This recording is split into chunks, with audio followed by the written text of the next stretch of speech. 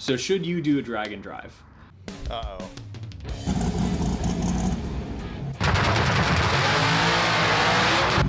Just as a reminder. Dumpster power.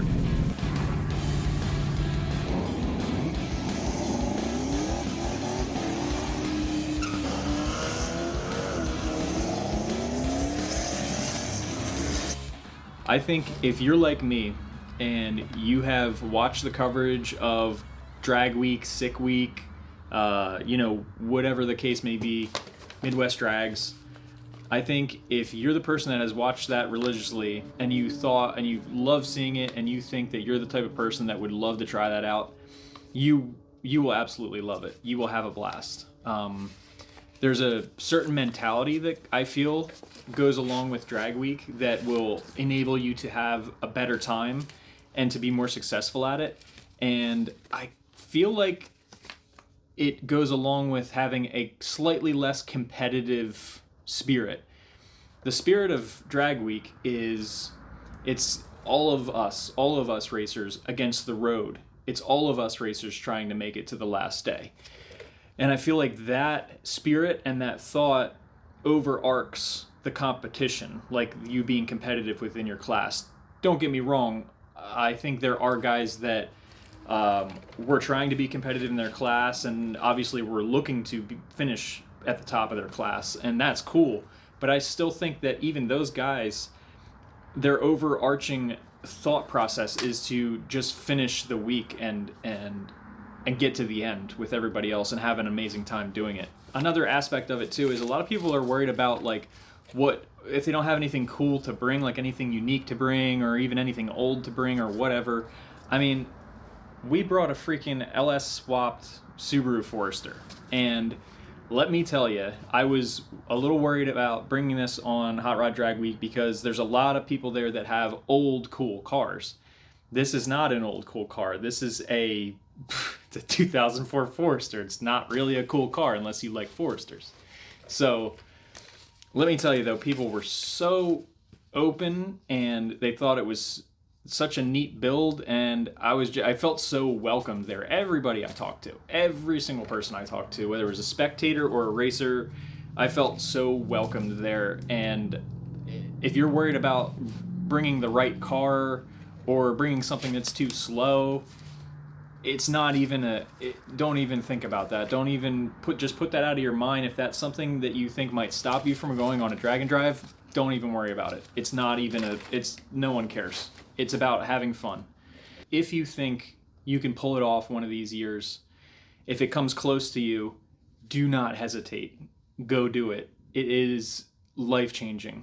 If you're into drag racing and you think you would like if you think you would like the challenge, just go do it. It'll change you. It was incredible.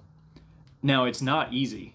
It is definitely not easy. Don't let me... now, we didn't have many trials and tribulations with this car. We did have some. But even if you're bringing like a bone stock car, it's still a lot. It's still a lot. There's a lot of driving. There's a lot of hurry up and wait.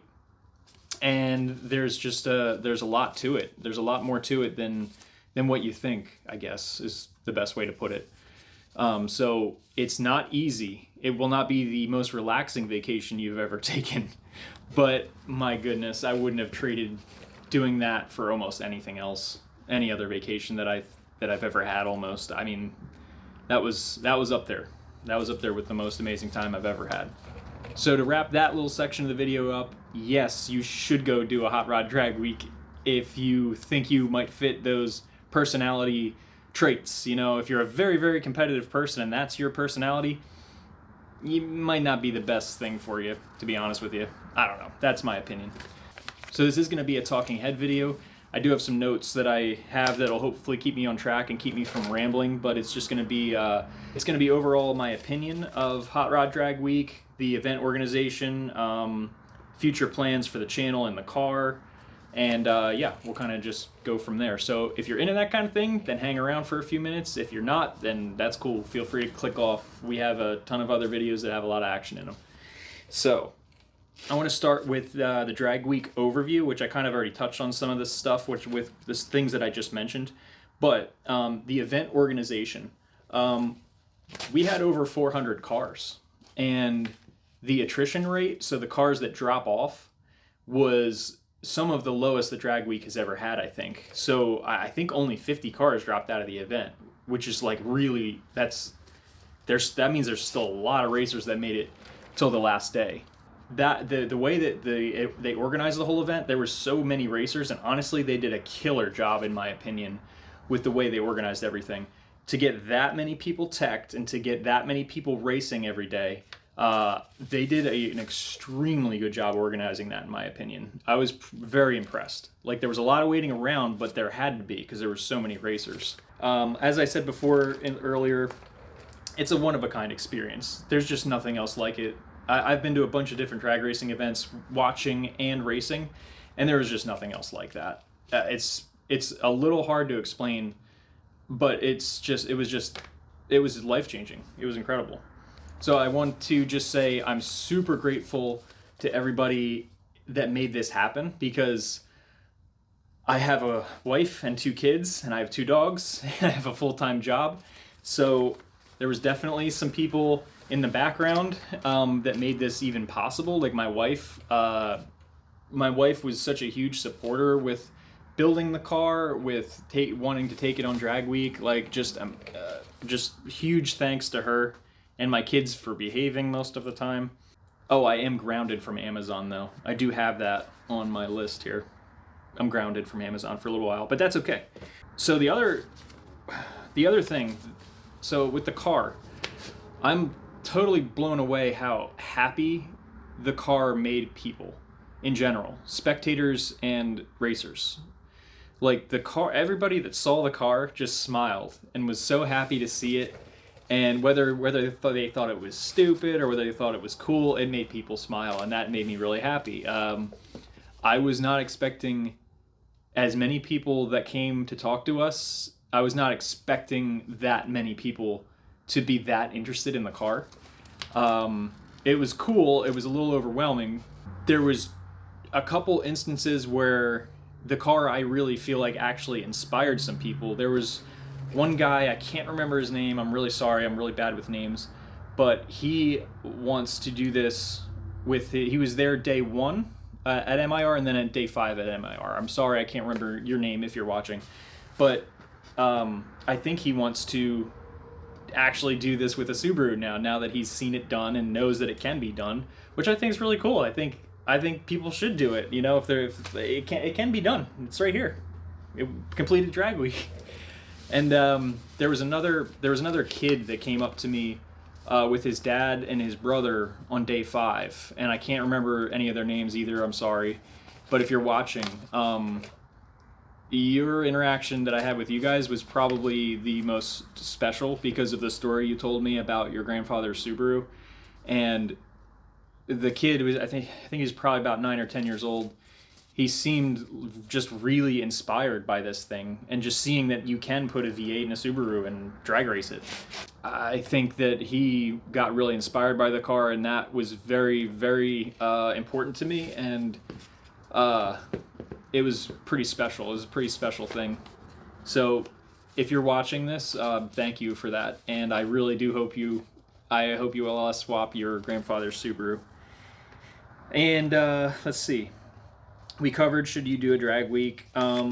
So, future plans with the car. There's a lot of them, because we ran into a lot of people at Drag Week that are willing to help us out with some naughty shenanigans with this thing. So the biggest weak link, if I can scroll over to it, is the rear end, obviously. So we're gonna do the plan is to do a Ford 9-inch rear, built pretty spicily, so hopefully we can just build it once and not have to do it again. And we are also gonna make do like a back half on the chassis almost. Like basically make this thing in the rear end like a legit race car. So that's the plan with that. And the plan over the winter is to hopefully get that going and to pull the motor and the trans and just look at everything and build everything as we go. The motor, I think I'm going to leave stock bottom end. I'm just going to gap the rings like so many people do, because I think we can still go. I think we can still go plenty fast that way. So I think that's what I'm going to do with the motor. But I am going to put a rowdy camshaft in it because I want to hear this thing. Chop. So and then build the heads a little bit, obviously, to handle more boost. So that's the future plans of the channel. So and a big deal with this is we're going to put an 850 cage in it as well when we do the back part of the chassis. So I'm going to be doing all of this myself, though. I'm going to be doing the chassis, the rear end, all of it myself. So I'm back with a new shirt, new day. Just to wrap up this video, I'm on call this week, so I had work things come up as I'm trying to get this video done. But yeah, just to wrap up, like I was saying, I'm going to be doing everything on this car myself, as I've done up until this point. I've built everything myself, tuned everything myself. I've had a little bit of help along the way, but it's just mostly been me. So that's what I want to continue doing. So I want to do the research and do the learning and learn from the people that are willing to help me out and learn how to build a chassis. I've never done anything even remotely close to that, and I've never put a cage in a car myself either. So, and I think we're going to do chromoly as well. So it's going to be a ton of things that I haven't done before, a ton of things that I'm going to have to learn.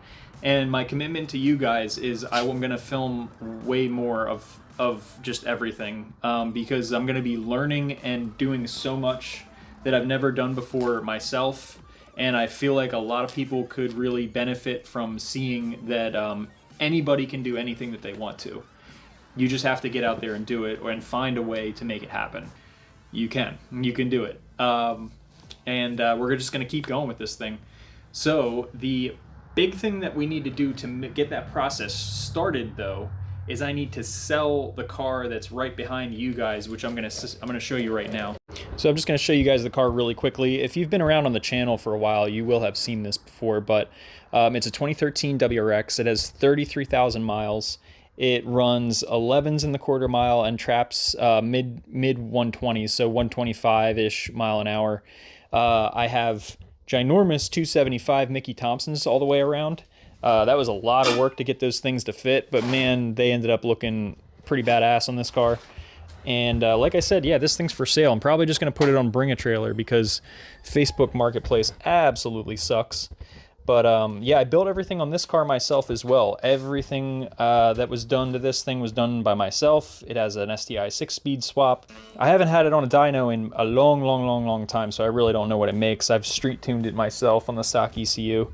This thing's pretty badass. So if you guys do know anyone that wants a badass WRX and you're in like northeastern PA area, then, you know, hit me up. So yeah, after that thing gets sold, we can really put the hammer down and like just really start cranking on this thing, like just absolutely rip it apart immediately. Because I don't want to tear it apart if I don't have the parts, because it's just just makes the car not drivable, and then I don't want it to be down for the least amount of time possible.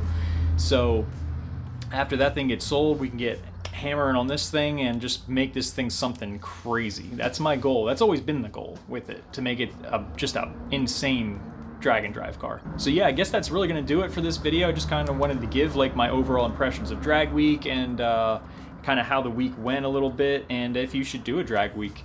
And if you have any questions about that, or if you are watching and you are one of the people that I referred to in this video, or you came and talked to us at Drag Week, just drop a comment down below. I'd love to hear from you guys. So anyway, I don't know what the next one's gonna be. Actually, I might know what the next video is gonna be. We might be doing some naughty shenanigans on the street, actually, because I need to get the 60 foot on this dialed in, because we're planning on taking it to back to Cecil County Dragway for their Halloween race on the 11th, and I need to get the 60 foot dialed in because we got the 2-step button wired up, so we need to get that figured out. But it's still a stock converter, so it's going to take some magic, I think, to make this thing leave the line. But we got 2 diffs that we brought with us to Drag Week, and we didn't need them, so it's our duty to break those, I think. I think we have to do it. So, all right, guys, thanks for watching. I'll see you in whatever the next video is. Thanks.